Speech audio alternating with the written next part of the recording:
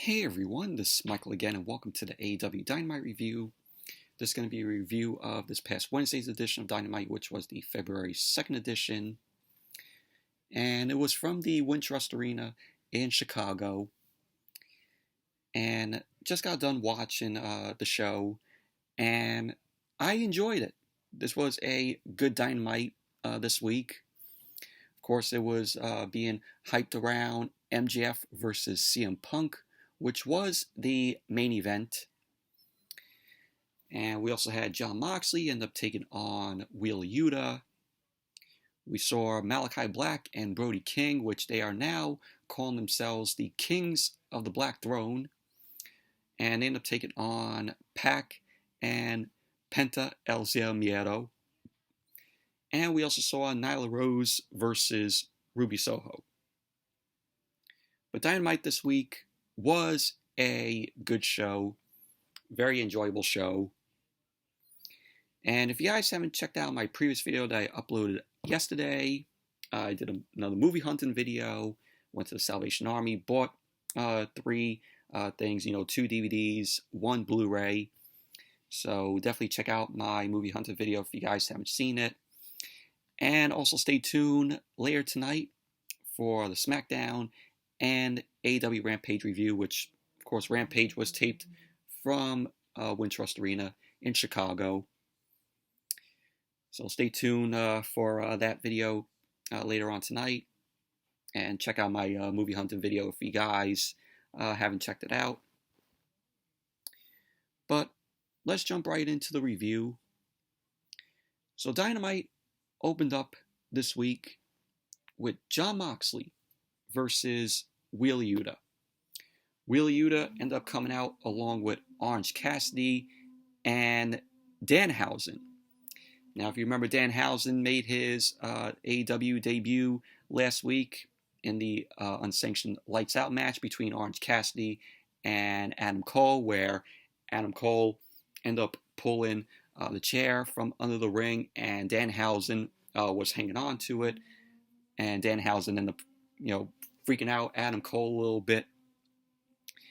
But there was really no explanation as to why Danhausen is with the Best Friends. So we didn't get that explanation. But this was a good match with Jon Moxley and Yuta. It was a very enjoyable match. Match started off with Moxley taking down Yuta. And Yuta ended up managing to crawl underneath Moxley. He then delivered a drop kick. Moxley ended up going out to the outside. Yuta ended up attempting to hit a dive on Moxley. Moxley caught him. And Yuta ended up reversing that. And he delivered another drop kick to Moxley. So they went back to the ring. So Moxley ended up swiping away at Yuta because Yuta was going to go for another drop kick, which he was going for a drop kick from the second rope, which Moxley ended up just swiping Yuta away. So Moxley ended up delivering a chop to Yuta, which he followed the chop up and hit a pile driver to Yuta. Yuta came back, ended up delivering a chop of his own to Moxley, and it didn't even do Moxley any favors. It didn't faze him. So Moxley ended up putting Yuta on the top rope. He ended up hitting 2 chops to Yuta. Yuta then ended up jumping down, and he ended up hitting a step-up enziguri to Moxley, and he then delivered a splash into the corner. So Yuta ended up trying to go up to the top. Moxley ended up rolling out, and they started brawling on the apron.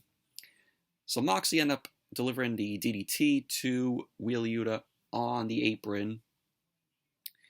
So Moxley ended up getting surprised by Danhausen because Orange Cassidy was right there near Moxley, and then Moxley turned around. He got surprised by Danhausen. Of course, Danhausen doing the whole... So Yuta ended up setting up a dive to Moxley after Danhausen ended up distracting Moxley. So Yuta ended up connecting with a suplex. He went for the cover. Moxley ended up kicking out. So Yuta ended up getting sent to the ropes by Moxley. Moxley ended up delivering a cutter to Wheeler Yuta. So at the end of the match, Moxley ended up delivering a lariat to Wheeler Yuta, and then he delivered some elbow strikes, and then he went for the paradigm shift. So he went for the cover, and there you go. Moxley ended up winning the match. Obviously, we all knew Moxley was going to win. If Wheeler Yuta is in the match, you already know that he is bound to lose. Wheeler Yuta is nothing but a jobber, as what they are making him out to be. Post-match, Moxley ended up turning around, and Bryan Danielson was in the ring. Bryan got on the mic. He ended up asking the fans if the fans want to see him and Moxley fight, which the fans end up chanting yes. So Bryan ended up saying that for a long time he wanted to see him fight Moxley because he is different. Moxley was different. So Bryan ended up saying that since Moxley has come back, we have seen a new him. We've seen a new Jon Moxley. He ended up saying deep inside, there's always been a part of him, of Bryan, that wanted to test him. He ended up saying that he saw him as the AEW World Champion. And Bryan ended up saying that he was the best World Champion. He ended up saying that he thinks if Moxley had some support, he'd still be World Champion. And that's when he realized they shouldn't be fighting. They should be fighting together. So Bryan ended up saying that he gets the fans love AEW, but there's no reason a millennial cowboy should be world champion, or someone dressed as a dinosaur that should be a champion, or someone whose biggest contribution is creating a vlog should be champion. So of course, he was mentioned in Hangman and Page first, and then of course talking about Jungle Boy and Luchasaurus. And also, the last thing he was talking about was Sammy Guevara. So, Bryan ended up telling Moxley that they could run this place. Bryan ended up saying that they could take anything they want. And they could take someone like Daniel Garcia and mentor him to train the future of professional wrestling. So, he ended up saying that Moxley doesn't have to answer right now, but he wants him to think of the possibilities. So, pretty much that was basically what Bryan had to say. But Bryan ended up saying, he gets that the fans love AEW. They could hate him, but the fans love the company. So Bryan here was coming off as a babyface when he's supposed to be a heel. He delivered a babyface promo here with Moxley.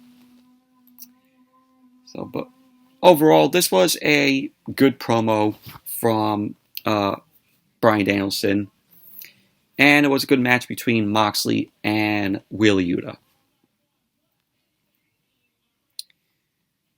And then we had Brandy Rhodes. Brandy Rhodes was in the ring. And man, this segment was a fucking train wreck. This was a train wreck of a segment. So Brandy was in the ring. She ended up saying that everyone is so nice to her in Cleveland. She ended up thinking that Dynamite was still in Cleveland from last week. But she ended up saying, oh, we're in Chicago. And the fans end up booing the hell out of Brandy, which was hilarious. So Dan Lambert ended up coming out. Dan Lambert ended up saying that they might have given Brandy a reality show, and that she needs to get a reality check.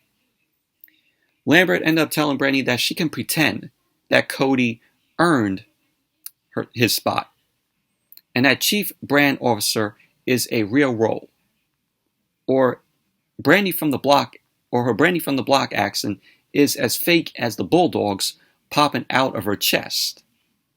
Of course, Dan Lambert, take a shot at Brandy's, boobs.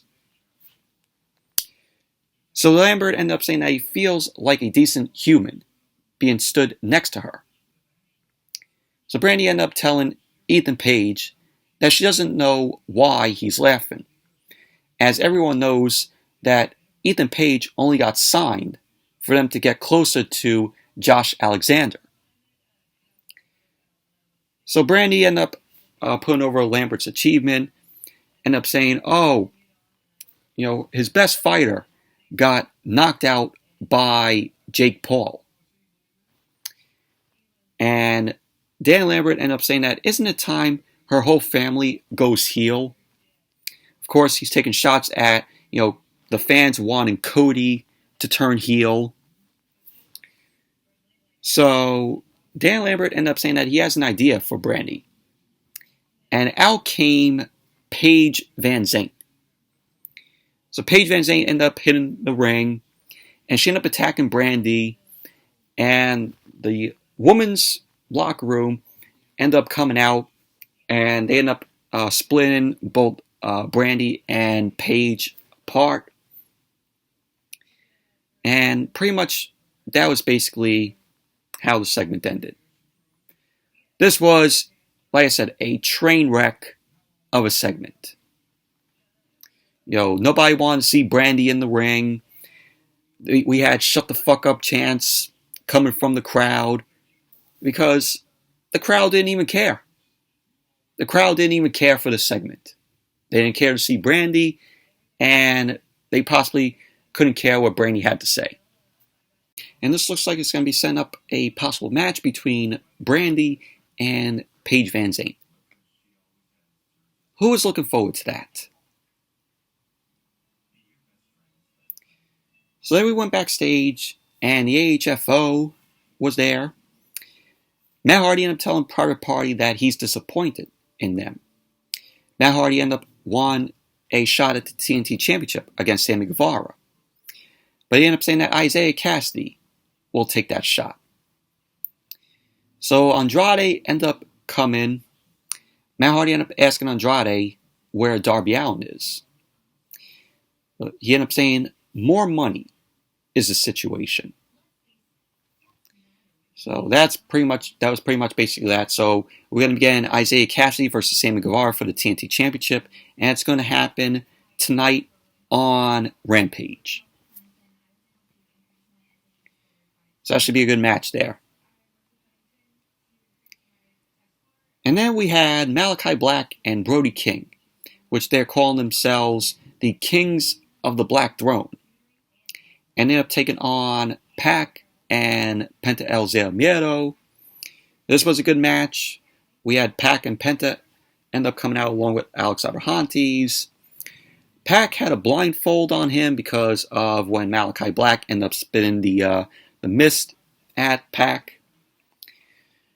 So how Pac was moving, he ended up holding on to Alex Abrahantes. So Pac then stood in the ring with the blindfold on him. And the match ended up starting. Malachi Black ended up going to hit Pac. And Pac ended up avoiding it. And he delivered some kicks to Malachi Black. And he ended up pulling the blindfold down. So Pac, could see.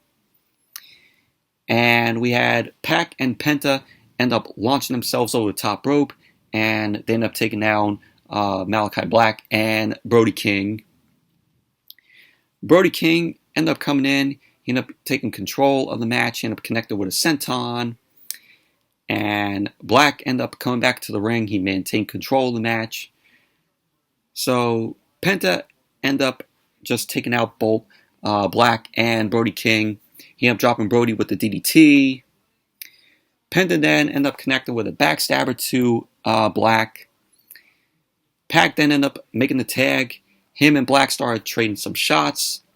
Pac then released a German suplex and then a brainbuster to Malachi Black. And Pac went for the cover. Brody King came in, ended up breaking up the pin. So Penta ended up nailing Brody King with a super kick. And they went back and forth. Brody ended up dumping Penta out of the ring. Penta was able to get back in. He ended up sending Malachi Black out. And he ended up flipping over the top rope. And he ended up crashing onto Brody. So we had Death Triangle. They were trying to go for the Fear Factor. Pac ended up getting launched from the top turnbuckle. It allowed Black to spray mist into Penta. And we had Brody King and Malachi Black end up double teaming. And the Kings of the Black Throne, Malachi Black and Brody King, ended up winning the match. Overall, good match between these teams. And then we saw Adam Cole. Adam Cole was backstage, and he ended up telling everyone that his record still reflects and that he is undefeated as a single star. Cole ended up saying that he doesn't get the respect that he deserves. He ended up promising that the fans will see a new side of him. So Adam Cole ended up claiming that he will fight and defeat Evil Uno on Rampage. And then the world will know what he wants. So we're going to begin that match tonight on Rampage. Adam Cole versus Evil Uno. Should be a good match there. And we all know that Adam Cole is going to come out defeating Evil Uno to keep his undefeated streak going. And then we had Nyla Rose versus Ruby Soho. And at first I thought this was going to be a okay match to pretty terrible match. But actually, as the match went on, it became a solid match. I thought this was a solid match between Nyla Rose and Ruby Soho. So we had Nyla Rose end up coming out first. She came out along with Vicky Guerrero. Ruby Soho then ended up making her way down. And as Ruby Soho got into the ring, she threw her jacket at Nyla Rose and started attacking Nyla Rose. Nyla Rose then turned that around and delivered a clothesline and a power slam to Ruby Soho. Nyla Rose ended up hitting a Samoan drop to Ruby Soho, which then she ended up focusing on Soho's arm. Nyla Rose ended up driving her shoulder into Ruby Soho's midsection. Soho tried to fight back, but Nyla Rose ended up dropping her down to the mat. Nyla Rose delivered a leg drop on Soho and then a Death Valley driver. Rose ended up going for the cover, and Soho ended up kicking out. Soho ended up connecting with some kicks to Nyla Rose, and both the women were on the ring apron. Soho ended up lifting up Nyla Rose, ended up dropping her face first onto the ring apron. So Nyla Rose ended up nailing Soho with a spine buster because Vicky Guerrero ended up distracting Ruby Soho, which led to Rose delivering the spine buster. Nyla Rose was looking to go for the Beast Bomb, and Soho ended up reversing that with a no future kick. So Ruby Soho ended up going for the cover. Vicky Guerrero ended up pulling Nyla Rose's foot under the ropes. So that led to Soho going after Vicky Guerrero. It allowed Nyla Rose to drag Soho into the ring. And Rose ended up dropping her with a neck breaker from the second rope. Nyla Rose then went up to the top rope. Ruby Soho ended up going up to the top as well. And she ended up missing the kick. So she ended up landing, near the corner. Nyla Rose then ended up hitting the senton. And she ended up nailing the Beast Bomb on Ruby Soho. Rose ended up going for the cover. And there you go. Nyla Rose ended up winning the match. Overall, this was a solid match. I was expecting this match to be fucking terrible. But as the match progressed, it was a solid match. And then we had the Gun Club. The Gun Club was backstage. They were just shitting on Jungle Boy, who was also there. So they ended up being down on Jungle Boy. They ended up taking Jungle Boy out of the arena. and they end up throwing him into the snow. And Christian Cage ended up running off the Gun Club, and Luchasaurus was also out there. Overall, that was that. And then we had Tony Schiavone.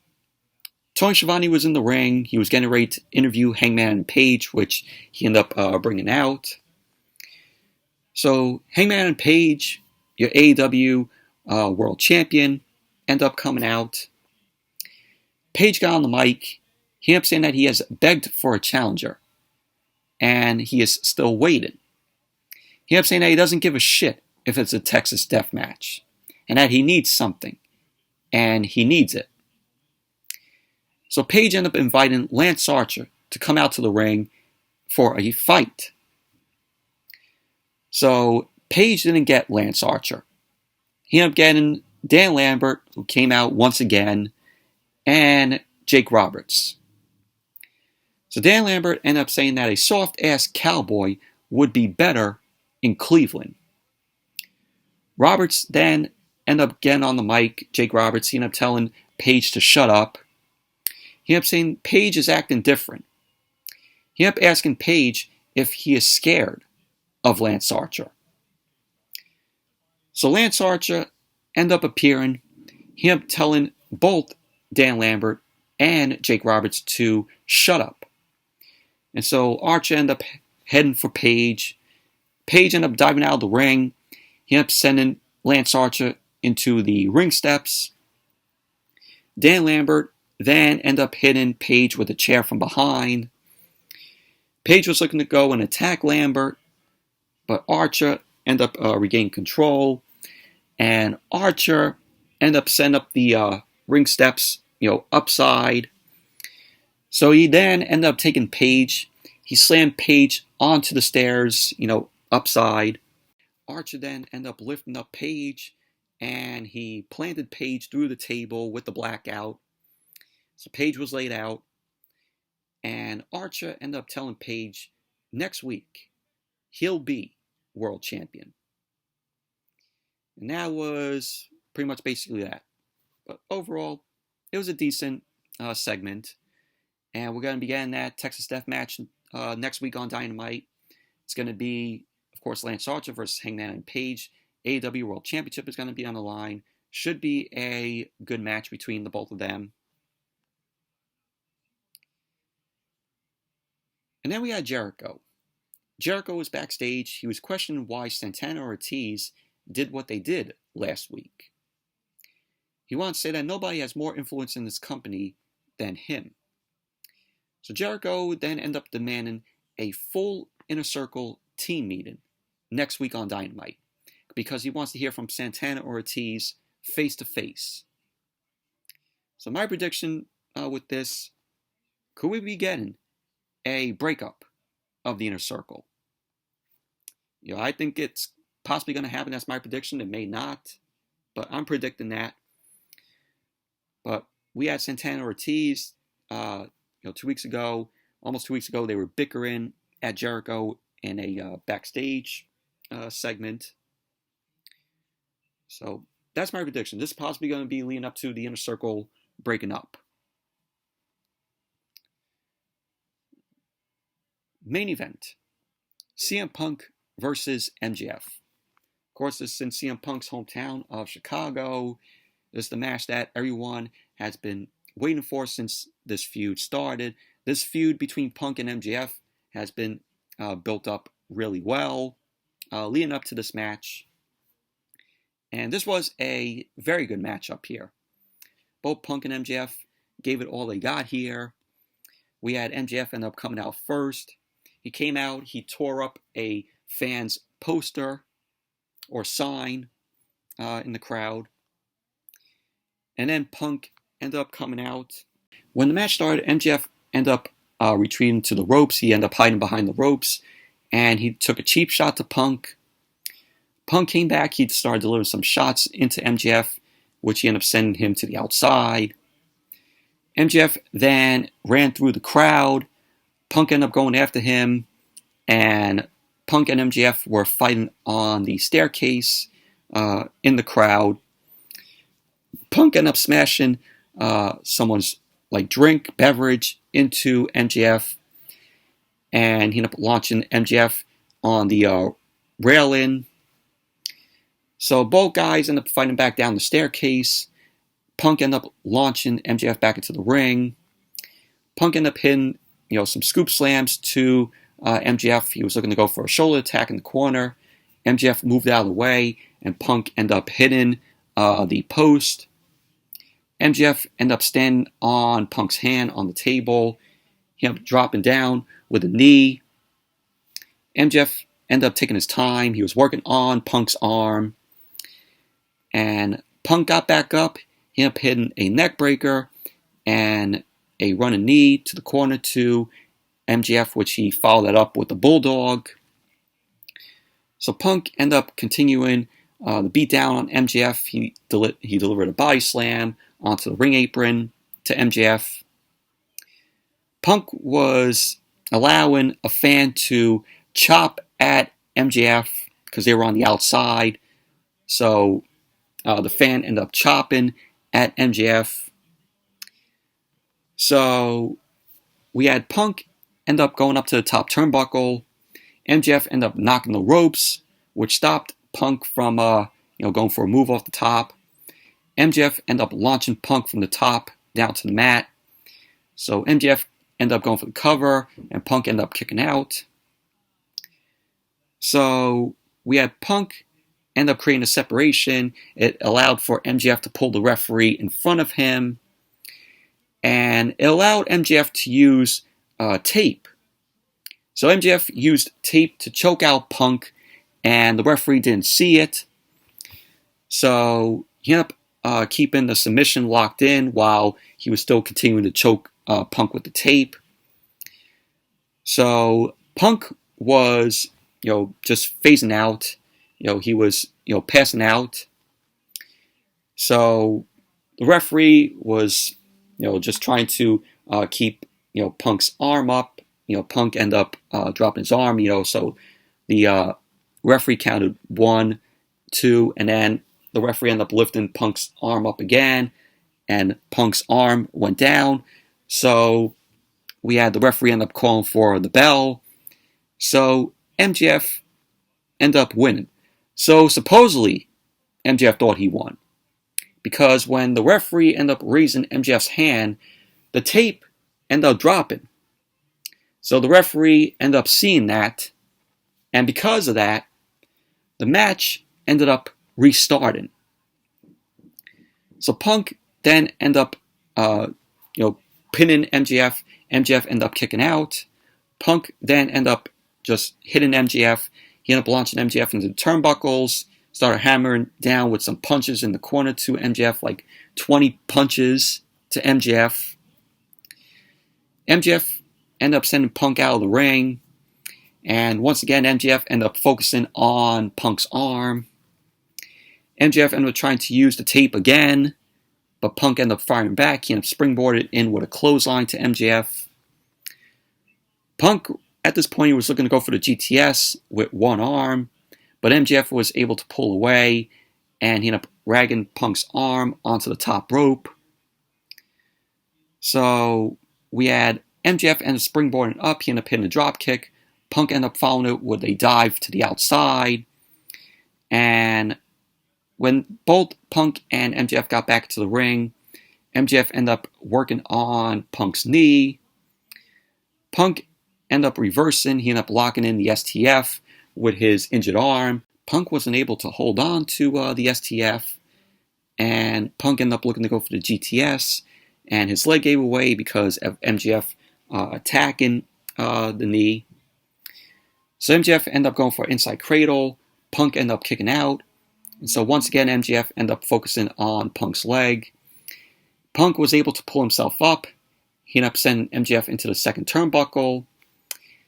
And it went back and forth between Punk and MJF. MJF ended up poking Punk's eye, which gave him the advantage of the match. Punk came back, delivered a reverse hurricanrana to MJF. Punk went for the cover, and MJF ended up kicking out.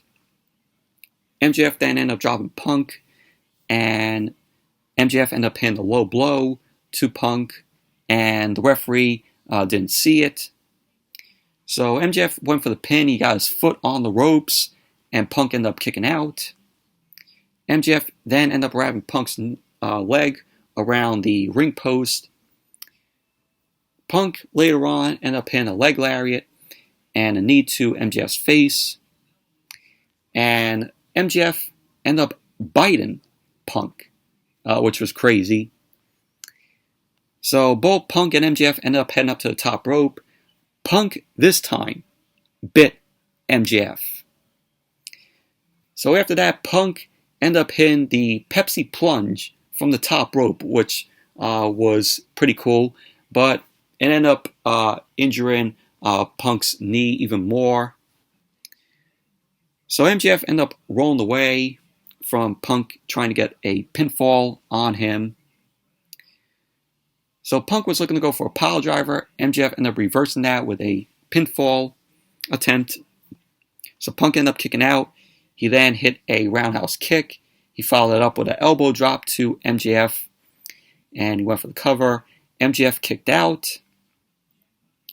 So then Wardlow ended up coming out. Wardlow then made his way out. And Wardlow went face to face with Punk. So the referee was talking to Wardlow. MJF ended up hitting Punk with the diamond ring. And MJF ended up going for the cover. And there you go. MJF ended up winning the match. So now Punk's undefeated streak is over because of this. But we all were thinking, how did MJF have the diamond ring? You know, was he keeping it in his tights? Well, on replay, we actually saw Wardlow. Wardlow was the one who passed the ring to MJF. So there you go. Wardlow passed the ring to MJF, and MJF ended up hitting Punk with the diamond ring, and that's how MJF won the match. So there you go. Overall, this was a very good match from Punk and MJF. Been loving the feud between the both of them. The feud has been built up really well, leading up to the match. But very good match from both these guys. Both of these guys gave it all they got here. And that was Dynamite for this week. Overall, very good show. Very enjoyable show. But anyways, that's it for my review of this past Wednesday's edition of Dynamite. Thank you all for watching. Hope you all enjoyed this review. Definitely give the video a thumbs up, comment, subscribe. Be sure to check out my movie hunting video if you guys haven't seen it. And stay tuned later tonight for the SmackDown and AEW Rampage review. So, see you all tonight.